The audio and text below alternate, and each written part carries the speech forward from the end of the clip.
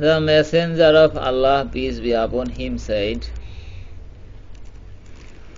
when any one of you dies, he is shown his place both in the morning and in the afternoon. If he is one of the people of paradise,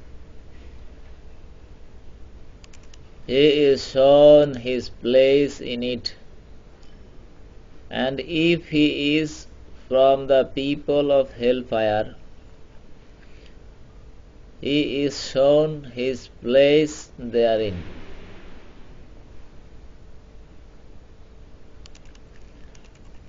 Then it is said to him,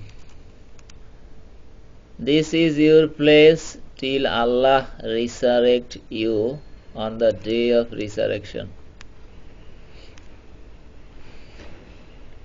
Al-Hadith, Bukhari Sharif, book number 2, hadith number 461.